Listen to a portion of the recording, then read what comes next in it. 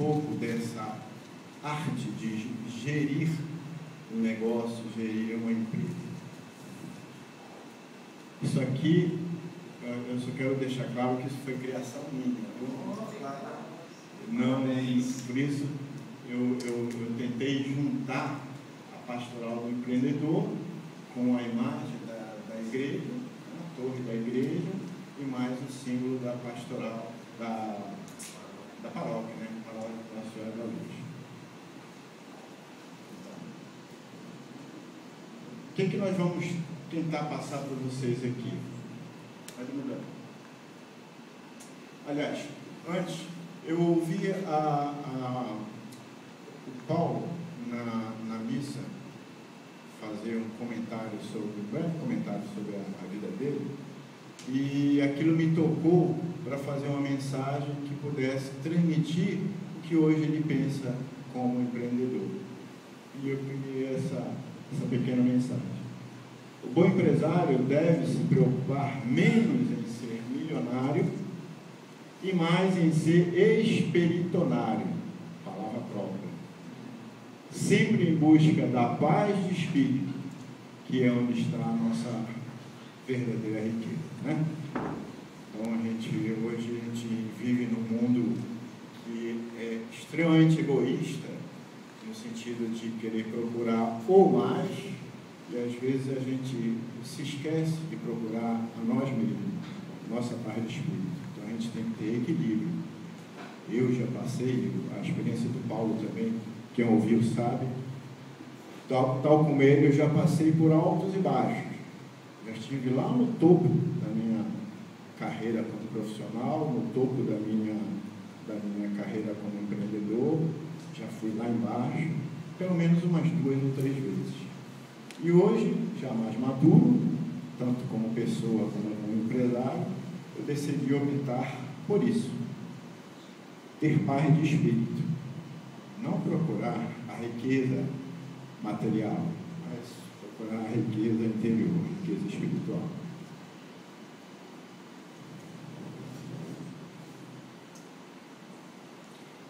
Bom, nós vamos falar sobre o ambiente das empresas. O que é esse ambiente profissional que a gente vivencia, nós que somos empreendedores? Pode passar.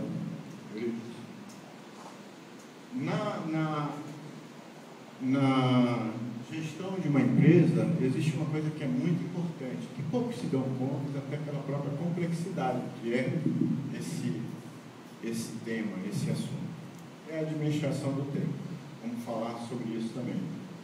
Vamos falar sobre a causa das mortes das empresas, segundo a visão do Sebrae.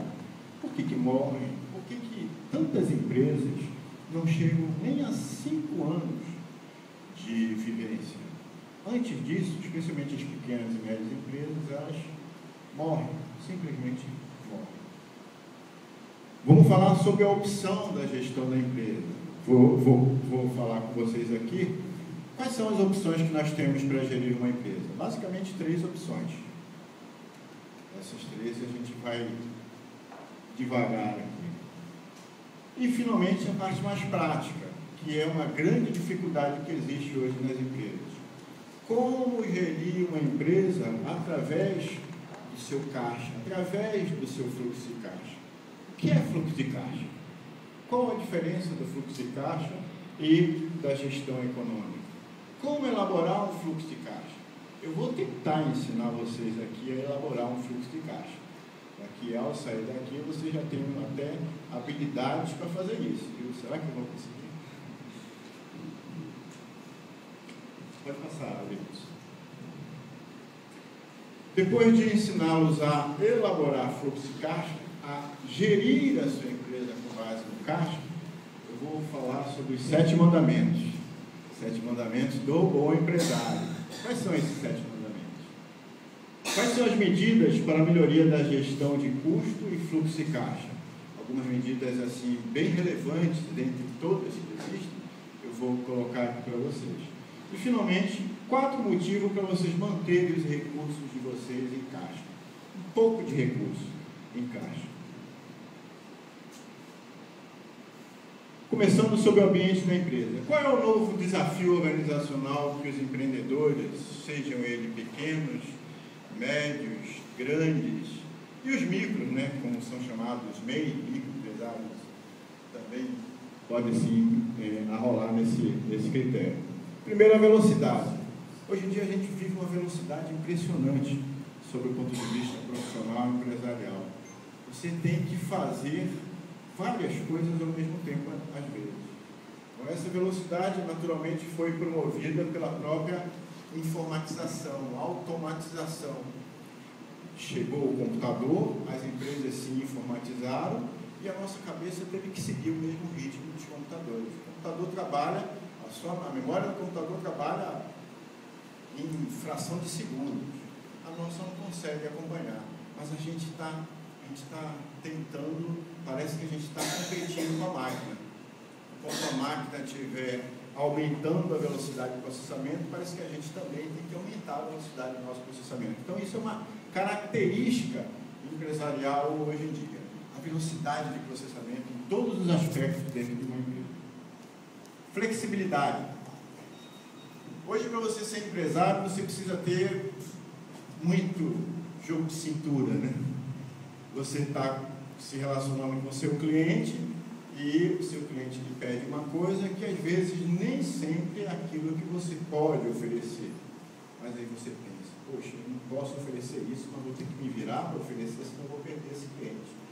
Então, o jogo de cintura, a flexibilidade é uma exigência constante, especialmente do nosso cliente para nós, que fornecemos o serviço, que fornecemos a matéria-prima para aquele cliente. Dentro da organização também, a relação com os colaboradores, você tem que ter jogo de cintura para se relacionar com esses colaboradores, porque os colaboradores muitas das vezes estão ali lhe pressionando por aumento, por melhores condições, e nem sempre você tem como oferecer essas expectativas que os colaboradores querem. Flexibilidade com o governo. O governo é o nosso sócio indireto, né? Aliás, é o principal dos sócios de uma empresa, é o majoritário, e o dele vem primeiro do que o nosso. Mas, nesse sentido, você tem que ter certa flexibilidade. Por quê? Porque nem sempre você pode pagar os impostos. Você não vai deixar de pagar um colaborador, você não vai deixar de pagar a pessoa que está ali lhe ajudando, o seu empregado, em primeiro lugar os impostos do governo e em segundo lugar o seu colaborador. Você tem que dar prioridade ao seu colaborador, porque é ele que está ali do seu lado. Então, a flexibilidade no sentido de você saber gerir esse não pagamento do imposto. Você não é obrigado a pagar o imposto, mas você não pode deixar de pagá-lo. Mas entre o seu empregado, que é um ser humano, que precisa daquele recurso e que você tem que ajudá-lo nesse sentido, e o governo, você tem que ter jogo de cintura para administrar os recursos do governo. Não que você não tenha que pagar, dá a César o que é de César, mas em relação a prioridades, em primeiro lugar o empregado, em segundo lugar o governo. Se você puder, você paga o governo. Quantas vezes eu deixei de pagar impostos para poder priorizar o salário do meu empregado? E não me arrependo de ter feito isso. Mas lá na frente nós vamos administrar e pagar no seu devido tempo, na devida forma, esse imposto que também é devido pelo governo. Capacidade de focalização, ou seja, objetividade no desenvolvimento do seu trabalho. Quando eu comecei a minha empresa, eu comecei assim, abri a empresa e comecei fazendo uma opção de coisa ao mesmo tempo. O que acontece quando você faz muita coisa ao mesmo tempo? Você não faz nenhuma delas perfeita.